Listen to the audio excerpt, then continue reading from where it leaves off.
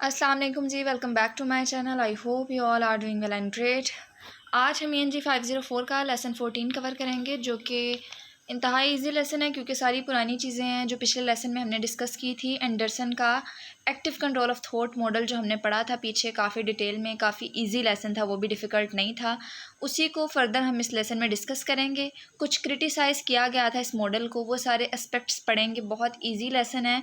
कुछ पॉइंट्स हैं जिन्हें आप लोगों ने गौर से सुनना है और एग्ज़ाम के पॉइंट ऑफ व्यू से एज अ शॉर्ट क्वेश्चन उन्हें याद करना है। ठीक है, सो स्टार्ट करते हैं। टॉपिक 80 से 85 तक इस लेसन में कवर किया गया है। पहले उन्होंने बताया यहाँ पर कि हम जो पिछली 3 स्टेजेस पढ़कर आए हैं, अगर हम उन्हें आगे फर्दर पढ़ें तो एक एग्जांपल से हम इसका अंदाज़ा लगा सकते हैं कि इन स्टेजेस में क्या बताया गया है। जैसे कि मैंने आप लोगों को बताया था, कोग्निटिव स्टेज में हम क्या करते थे, हम पहले रूल्स पढ़ के आते थे। ठीक है, प्रॉपरली रूल्स की गाइडेंस हमें मिलती थी कॉन्शियसली। ठीक है, तो यहाँ पर वही बताया गया है कि यहाँ पर लर्नर क्या करता है कि वो एस का और एन का इजाफा जो वर्ब में हम करते हैं आफ्टर थर्ड पर्सन सब्जेक्ट, वो सीखता है। ठीक है, उसके बाद उन्होंने कहा कि एसोसिएटिव स्टेज में हम क्या करते हैं, हम उस रूल को जो है वो फर्दर आगे अप्लाई करने की कोशिश करते हैं ताकि प्रैक्टिस हो सके उस रूल की, हम उसको अच्छे से जो है वो लर्न कर सकें। तो यहाँ पर यही बताया गया है कि ये किस तरह से काम करता है कि कैसे हमने एस को जो है वो फर्दर आगे कॉन्टेक्स्ट में या अपना जो भी हमारा टेक्स्ट है उसमें हमने उसको किस तरह से यूज़ करना है। एट द एंड लर्नर जो है वो ऑटोनोमस स्टेज पर क्या करता है कि वो इस काबिल हो जाता है कि उसको रूल अप्लाई करने से पहले सोचने की भी ज़रूरत नहीं पड़ती। ठीक है, तो ये 3 स्टेजेस थी, उन्होंने एग्जाम्पल के थ्रू जो है बताया है। लेकिन आप लोगों ने पीछे से जिस तरह ये स्टेजेस याद किए आप उसी तरह लिखते हैं, कोई मसला नहीं है ऐसे। उसके बाद उन्होंने कुछ थ्योरिस्ट की बात किया जो कि एंडरसन के इस मॉडल से डिसएग्री थे। उनका मानना ये था कि अकॉर्डिंग टू एंडरसन क्या है कि ग्रामर को जो है वो हम कॉन्शियसली स्टडी करते हैं। ठीक है, रूल्स जो हैं वो बाकायदा हमें पढ़ाए जाते हैं। ठीक है, लेकिन इनका मानना ये था कि ऐसा नहीं होता। इनफैक्ट कुछ रूल्स हम जो है वो विदाउट कॉन्शियस अवेयरनेस भी सीखते हैं। ठीक है, इसी तरह उन्होंने कुछ इंफॉर्मेशन प्रोसेसिंग थ्योरिस्ट जो थे, उन्होंने इस प्रॉब्लम के लिए जो है वो डिक्लेरेटिव नॉलेज को भी जो है वो हिस्सा बनाया था और कहा था कि इसको हम सब डिवाइड कर देते हैं कॉन्शियस और अनकॉन्शियस पार्ट में। ठीक है, कुछ ने जो है वो आर्ग्यू किया था कि IP मॉडल जो है बहुत ज़्यादा हेल्पफुल है। क्योंकि ये सेकंड लैंग्वेज लर्निंग के सारे एस्पेक्ट्स को जो है वो एक्सप्लेन करता है बहुत ज़्यादा डिटेल में। ठीक है, ओमले और चैमर जो था उसने 1990s में दोनों ने सजेस्ट की थी लर्निंग स्ट्रेटजीज़। ठीक है, उनका मानना ये था कि लैंग्वेज लर्निंग में बहुत ज़्यादा अफेक्टिव रोल प्ले करती हैं। ठीक है, उसके अलावा उन्होंने कहा था कि learning strategies must not be confused with communication strategies. यानी कि लर्निंग स्ट्रेटजीज़ का क्या एम है कि ये हमें लैंग्वेज सीखते हुए कुछ लर्निंग स्ट्रेटजीज़ के बारे में बताता है, जबकि कम्युनिकेशन स्ट्रेटजीज़ जो है वो हमारी कम्युनिकेशन की जो प्रॉब्लम होती है उसको ओवरकम करता है। तो ये दोनों दो डिफरेंट पर्सपेक्टिव्स हैं, इसलिए इनके दरमियान कोई कन्फ्यूजन नहीं है। तो आप लोगों ने भी कंफ्यूज नहीं होना, ये उनका मानना था। ठीक है, उसके बाद उन्होंने लर्निंग स्ट्रेटजीज़ को जो है वो फर्दर क्लासीफाई किया था 3 कैटेगरीज में, जिनमें हमारे पास पहली मेटाकोग्निटिव स्ट्रेटजीज आ जाती है, जहाँ पर हम क्या करते हैं कि प्रॉपरली रूल्स जो हैं वो सीखते हैं।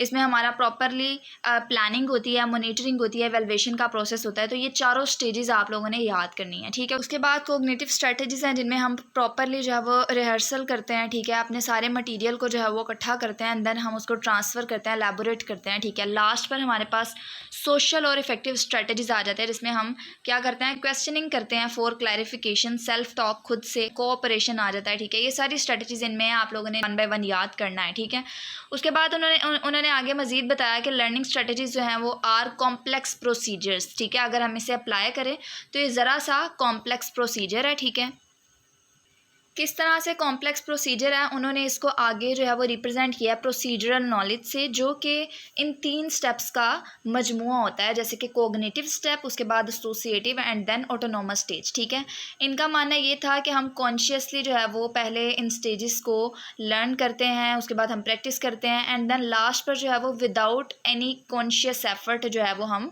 किसी काबिल हो जाते हैं। ठीक है, तो ये उन्होंने बताया था कि ज़रा सा कॉम्प्लेक्स है। किस लेवल पर कोग्निटिव स्किल जब हम लर्न कर रहे होते हैं तो वहाँ पर थोड़ा सा डिफ़िकल्ट हो सकता है। मज़ीद आगे एक पॉइंट मैंने हाईलाइट किया, उन्होंने कहा था कि if learning strategies are a skill then they can be taught and get proceduralized more quickly. अगर तो एज अ स्किल, जैसे हम कार चलानी सीखते हैं, हम बाइक चलानी सीखते हैं, तो उस दौरान क्या होता है कि पहले हम उस पर जो है वो प्रॉपर एफर्ट्स करते हैं, ठीक है। एक दफ़ा जब हमें चलाने आ जाए तो हमें सोचने की भी ज़रूरत नहीं पड़ती कि अच्छा कौन सी चीज़ कहाँ पर लगी है, किसको किस टाइम जो है वो दबाना है, एंड देन ये हो जाएगा वो हो जाएगा, ठीक है। ये सारे स्टेप्स जो हैं वो हमें ऑटोमेटिकली पता होते हैं। तो ये उन्होंने बताया कि अगर एज अ स्किल सीखें तो ये ज़्यादा जल्दी जो है हम सीख सकते हैं। इसी तरह उन्होंने मज़ीद बताया था कि this will free working memory space for other aspects of learning. उसके बाद ओमले और कैमर जो था उसने क्या किया था, उन्होंने जो है वो एक प्रॉब्लम उठाई थी कि टीचिंग स्ट्रेटजीज़ में अफेक्टिव होने के लिए टाइम और एफ़र्ट्स चाहिए, ठीक है। जिसके लिए क्या होता है कि लॉन्ग टर्म स्टडीज़ जो है वो उनका मुताला करने की ज़रूरत है। इसी तरह उन्होंने जनरल बेनिफिट्स बताए of applying cognitive theory to second language acquisition. तो वो कौन कौन से बेनिफिट्स थे वो वन बाय वन हम पढ़ लेते हैं। पहले तो उन्होंने बताया कि लर्निंग जो है वो एक एक्टिव और एक डायनामिक प्रोसेस है। डायनामिक यानी कि एक पावरफुल प्रोसेस जिसमें इंडिविजुअल क्या करता है कि इंफॉर्मेशन जो होती है उसकी डिफरेंट वैराइटीज़ को यूज़ करता है, प्रोसेसिंग होती है उसके माइंड में, सारी स्टेजेस से गुजर कर जो है वो किसी स्किल को अडॉप्ट करने की कोशिश कर रहा होता है। उसके बाद उन्होंने बताया कि language is a complex cognitive skill, यानी कि एक आसान अमल नहीं है। किस तरह से कि किस तरह हमारी इन्फॉर्मेशन स्टोर होती है, हम उसको किस तरह लर्न करते हैं, कि सब कुछ जो है वो एक डिफ़िकल्ट प्रोसेस है। साथ ही साथ उन्होंने बताया कि learning a language Intel stages, यानी कि स्टेजेस से गुजर कर जो है वो हम सीखते हैं। वो कौन सी स्टेजेस है मैंने आप लोगों को पहले भी बता दिया कि पहले हम इनिशियली क्या करते हैं, हम सीख रहे होते हैं रूल्स, उसके बाद हम इसकी प्रैक्टिस करते हैं, उसको अप्लाई करने की कोशिश करते हैं, एंड देन थर्ड पर हम जो है वो ऑटोमेटिकली उस चीज़ को अच्छे से सीख लेते हैं। एंड देन लास्ट पर उन्होंने बताया है कि लर्निंग स्ट्रेटजीज़ किसके पैरेलल है, ये बिल्कुल कोग्निटिव प्रोसेस के पैरेलल है, और इसमें इतना पोटेंशियल है कि ये जो हमारा आउटकम आता है उसको मौसर बना सके, किस मैनर में, पॉजिटिव मैनर में, ठीक है, हमें गुड रिजल्ट्स दे सके। तो ये सारे उन्होंने कुछ बेनिफिट्स हाईलाइट किए थे, ये आप लोगों को एज अ शॉर्ट क्वेश्चन आ सकते हैं। उसके बाद एंडरसन का एक्टिव कंट्रोल ऑफ थॉट जो है उस पर टॉवल और हॉकिंस जो था उसने भी इस आइडिया को रिजेक्ट किया था, कि उन्होंने कहा था कि ये जो है वो सेकेंड लैंग्वेज लर्निंग के बहुत सारे एस्पेक्ट्स को जो है वो नज़रअंदाज करता है। इन्होंने और भी पॉइंट्स हाईलाइट किए हैं कि they use models of natural language processing, ठीक है। इन्होंने इस प्रोसेस को जो है वो यूज़ किया और बताया कि एंडरसन का मॉडल जो है बहुत सारे ग्रामेटिकल फ़ीचर्स, जो मुश्किल फ़ीचर्स हैं, उनको नज़रअंदाज कर देता है, जबकि वो उन फ़ीचर्स को नहीं बताता, ठीक है। तो इनका मानना, अगर इन सिंपल वर्ड्स बताऊँ तो इन्होंने इसके आइडिया को रिजेक्ट किया था और कहा था कि ये कॉम्प्लेक्स फैक्टर्स को जो है वो नहीं बताता, जो कि पर्सन की आप कह सकते हैं ब्रेन सेंस की डेवलपमेंट में काफ़ी बड़ा हिस्सेदार होता है, उसमें हिस्सा लेता है, ठीक है। तो ये उन आइडियाज़ को नहीं बताता। तो इन्होंने बताया कि in order to explain why certain grammatical structures appear before others and why learners go through rigid stages in acquisition, means उनके कहने का कि इन सारी स्टेजेस से गुजर कर एक इंसान जो है वो इस काबिल होता है कि वो लैंग्वेज सीख सके। तो जब हम ये स्टेजेस ही नहीं बताएंगे तो हम किस तरह से इस काबिल हो जाएंगे कि हम लैंग्वेज को बेटर वे में सीख सकें, एफिशिएंट वे में सीख सकें, ठीक है। तो टॉवल और हॉकिन जो था उसने अपील की थी to an information processing account की।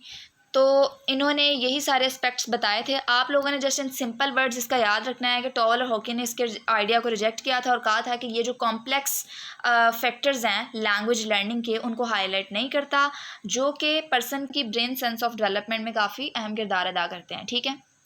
बाकी इस लेसन में यही सब कुछ बताया गया था। कोई ऐसी टर्म या कोई ऐसा वर्ड जो आप लोगों को नहीं समझ आया, कमेंट सेक्शन में आप लोग पूछें, आप लोगों को क्विकली रिस्पांस मिलेगा। चैनल को सब्सक्राइब नहीं किया तो सब्सक्राइब कर लें ताकि आपको आने वाली वीडियोस की नोटिफिकेशन मिल सके। दुआओं में याद रखिएगा। अल्लाह हाफिज़।